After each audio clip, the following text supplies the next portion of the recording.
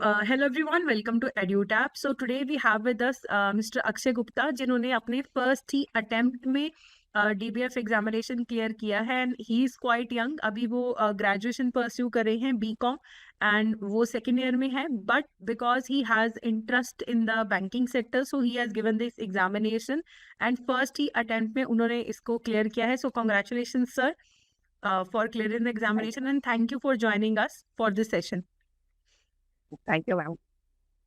Okay, तो sir आपको idea कैसे आया कि मुझे ये एग्जाम देना है, क्योंकि बहुत लोगों को तो इस एग्जाम के बारे में पता भी नहीं होता.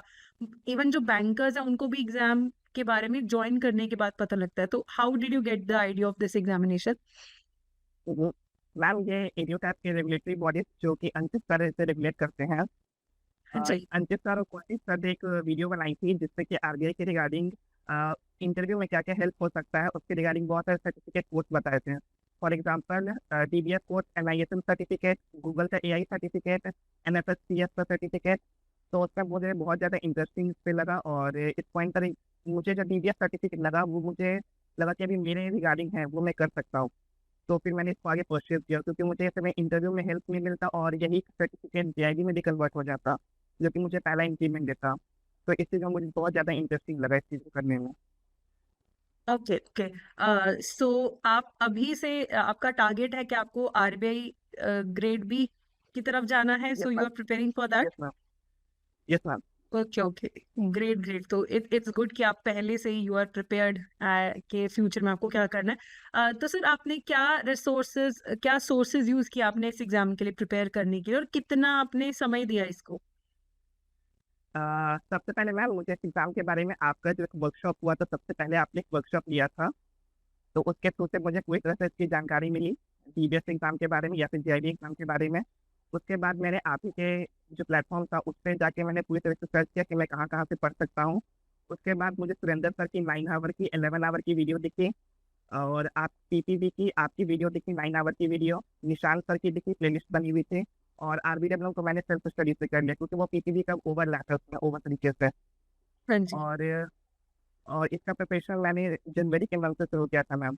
और ऐसा नहीं था कि मैम कि मुझे केवल इस एग्जाम को क्लियर करना था, मुझे चाहिए था कि कंसेप्चुअल नॉलेज चाहिए फाइनेंस से रिलेटेड क्योंकि मुझे फाइनेंस में बहुत ज़्यादा इंटरेस्ट लगता है और बहुत मज़ा आता है पढ़ने में मैम. मॉनेटरी पॉलिसी को जानने में, आरबीआई के सर्कुलर को पढ़ने में और अलग अलग तरीके के फाइनेंस रिलेटेड नॉलेज को इकट्ठा करने में. सो knowledge was main thing for you कि मुझे नॉलेज गेन करना है, सिर्फ यस एग्जाम मैम. नहीं क्लियर करना. यस मैम, बिल्कुल. ओके. एंड फैमिली अभी सपोर्ट कर रही है कि अभी आप आरबीआई के लिए प्रिपेयर करें, ऐसे आपका how do you manage it with your college examinations and college study? Ma'am basically मैंने रिस्क लिया था मैम, कॉलेज के एग्ज़ाम और इस एग्ज़ाम को ओवरलैप हो जाने के लिए रिस्क लिया था मैंने. और अभी मेरा एग्ज़ाम जो है कॉलेज का वो मेरा आगे पोस्टपोन हो गया तो कह सकते हैं लक काम कर गया मैम. ये एग्ज़ाम वहाँ हो गया वो आगे एक्सटेंड हो गया. ओके. एंड कौन सा एग्जाम आपको लगा कि आपको बहुत हेल्प मिला, आपका कॉमर्स बैकग्राउंड होने का कहाँ बेनिफिट मिला और कहाँ पे आपको फील हुआ कि ये बिल्कुल भी फायदा नहीं है, बिल्कुल नया है, मैंने पढ़ा ही नहीं है कॉमर्स में? मैम मुझे सबसे ज़्यादा बेनिफिट एएफएम में हुआ ओके. और जो बाकी जो पीपीबी सब्जेक्ट है वो बेसिकली पूरा प्रैक्टिकल नॉलेज है मैम. जब तक बैंक में जाके प्रैक्टिकल नॉलेज गेन नहीं करेंगे, ये जो बुक्स अभी हम लोग पढ़ रहे हैं वो थ्योरेटिकल नॉलेज है, प्रैक्टिकल नॉलेज तो वहाँ जाके मिलता है. ये बैंकर को वहाँ फायदा हो जाता है कि उनको प्रैक्टिकल नॉलेज और थ्योरेटिकल नॉलेज दोनों सेम मिलता है. लेकिन अभी मैं बेसिकली बैंक में नहीं हूँ तो मुझे थ्योरेटिकल नॉलेज से पता चला कि इसमें चेक के ये टाइप्स होते हैं, अलग अलग तरीके के ये सब वहाँ पे काम होते हैं. तो मुझे थ्योरेटिकल नॉलेज ज़्यादा यहाँ पे अभी मिला है मैम. और अगर मैं बात करूँ तो आईआईएस में जो टर्म्स होते हैं मैम, जो टर्मिनोलॉजी होते हैं वो ज़्यादा बेनिफिट लगा. मैं वो एक ही बार में मुझे समझ में आ जाता था कि वो क्या कहना चाहता है वो चीज़ से. ठीक है.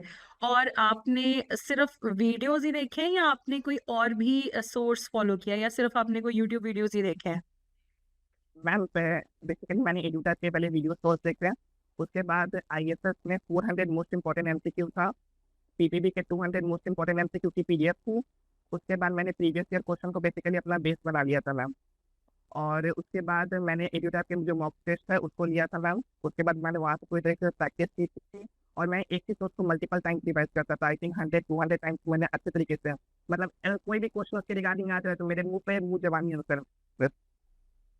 सो आप कितना आपको समय लगता था, एक दिन कितना पढ़ाई करते थे आप इस एग्जाम के लिए? Ma'am daily 3 to 4 hours. Okay, and for how long आपने 3-4 घंटे रोज पढ़ाई की है? Ma'am January month regular.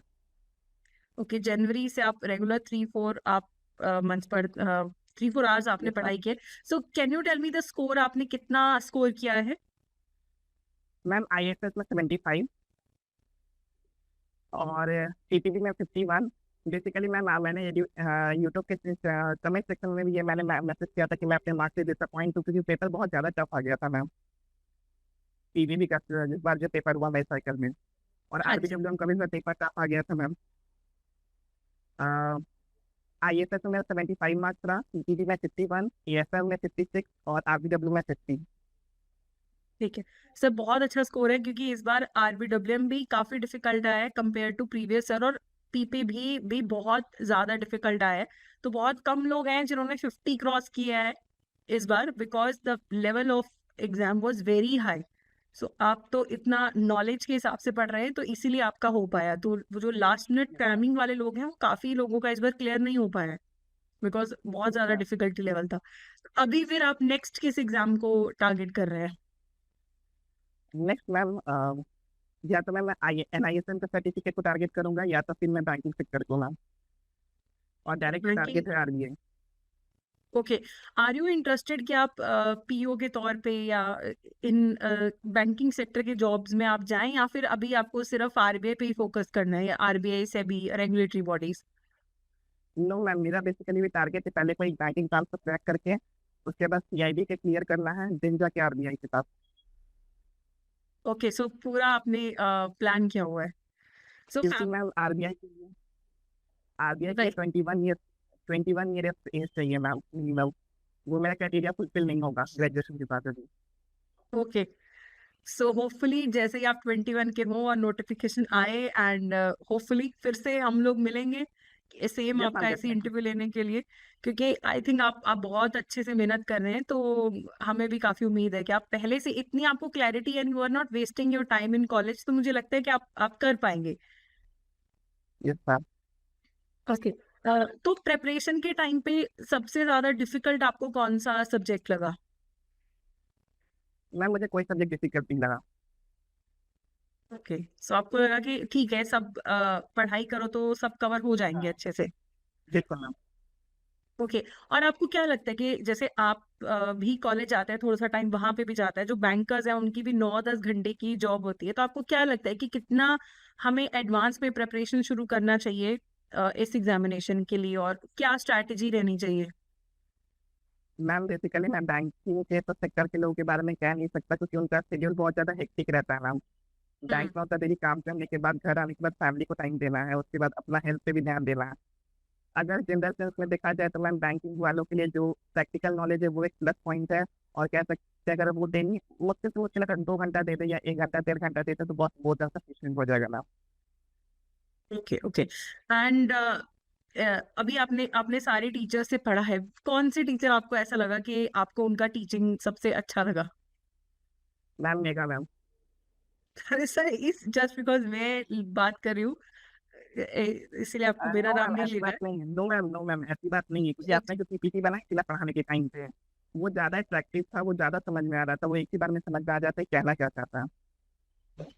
Okay, okay, okay, thank you so much sir, and once again congratulations. तो आपकी सर फैमिली का कैसे रिएक्शन था, क्योंकि वर दे अवेयर कि आप इस एग्जाम की तैयारी कर रहे हैं, और उनको लग रहा था कि आप कॉलेज के लिए पढ़ रहे हैं? नो मैम मैं मेरी फैमिली को इस बारे में पता था। Okay, and how was the reaction कि एक अटेम्प्ट में आपने सारे क्लियर कर लिए? मैम फैमिली वाले बहुत खुश थे कि इस में सारे पेपर क्लियर हो गए क्योंकि वहाँ जो सेंटर था मेरा मैम वहाँ पर बाकी जितने भी मेरे साथ मेंबर्स थे उनका किसी का पेपर नहीं निकला था। PPB AFM और RBWM का मैंने सबसे बात की थी, किसी का पेपर नहीं निकला था मैम, किसी किसी का कुछ मार्क्स से रह जा रहा था। और वहाँ के सेंटर पे केवल मेरा जो था वो पेपर निकल गया तो बाकी बैंकर्स ने मेरी तारीफ भी की थी। Okay, okay, great, great. नहीं सर, तारीफ वाली बात भी, पेपर बहुत ज्यादा डिफिकल्ट था। सो एक पीपीबी और एएफएम बैक टू बैक रहा, सैटरडे को यस मैम। पीपीबी था और संडे को एएफएम था, तो वो कैसे मैनेज किया? वो आपने कैसे हैंडल किया? क्योंकि रिवीजन का भी टाइम नहीं था बिल्कुल भी। मैम बेसिकली मेरा एएसएम, मेरा कॉमर्स बैकग्राउंड है, तो एएसएम कहीं ना कहीं स्ट्रॉन्ग था मेरा मैम पहले से। और पीपीडी की बात करें तो पीपीडी को मैंने जो बीच का गैप था उसमें मैक्सिमम 3 to 4 डेज पीपीडी को मैंने दिया था, क्योंकि उसका सिलेबस लेंथी है, 55 चैप्टर्स था। और एएसएम 35 चैप्टर, तो जो कि बेसिकली मेरे लिए इजी था मैम, क्योंकि सबकी टर्मिनोलॉजी सब जितनी भी है वो सब मुझे आते थे। और मैंने एएसएम को बस एक दिन बीच का गैप दिया था, और एग्जाम के टाइम में मैंने रात भर पूरी तरीके से कंप्लीट कर दिया था। Okay okay, so you were very conscious कि कब कैसे प्रिपरेशन करना है। तो आई थिंक आपका प्रिपरेशन का जो तरीका है वो बहुत मुझे इम्प्रेसिव लगा कि आप बहुत क्लियर है अपने माइंड में आपको कैसे तैयारी करनी है। सो यस दैट्स ग्रेट, क्योंकि बहुत बार हमारे माइंड में क्लैरिटी नहीं होती है, बहुत बाद में भी रियलाइज कि हमें क्या पढ़ना है, बट आप बहुत अच्छे से तैयारी कर रहे हैं। So congratulations once again, and I hope आपको देख के बहुत सारे जो और कॉलेज के स्टूडेंट्स हैं या जिन लोगों को भी मोटिवेशन नहीं है, तो आपको देख के उनको मोटिवेशन मिलेगा कि अगर हम अर्ली अच्छे से सही अपना माइंड एक दिशा में लगा ले तो सही रहती हैं चीजें आपके यस मैम। लाइफ में। कि आपका डीबीएफ हो गया, then you are focusing on RBI, you will have good time, अपने कॉलेज के टाइम को बहुत अच्छे से यूटिलाइज कर रहे हैं। So that's great, and congratulations once again sir इस एग्जाम को क्लियर करने के लिए, and all the best. And I am quite sure कि हम 2-3 साल में आपको मिलेंगे दोबारा आरबीआई ग्रेड भी क्लियर करने के बाद। मैम मैं ये आपको वादा करता हूँ कि आपको ये भी जो डीएस एग्जाम मैंने क्लियर किया, आफ्टर 2 to 3 years मैं आपको इसी प्लेटफॉर्म पर, इसी आरबीआई के सिलेक्टेड कैंडिडेट के रूप में मिलूंगा, ये प्रॉमिस है मेरा। सर बिल्कुल, हमें भी यही उम्मीद है। सो ऑल द बेस्ट जरूर, और कोई भी आपको हेल्प चाहिए हो, एडुटैप के आरबीआई के जो रिसोर्सेज हैं वो काफी अच्छे हैं, तो वहां से भी हेल्प ले सकते हैं, कुछ भी आपको हेल्प चाहिए हो। हाँ यस मैम, बिल्कुल। ठीक है। So thank you sir, thank you for joining us, and it was great talking to you. Thank you so much. Thank you ma'am.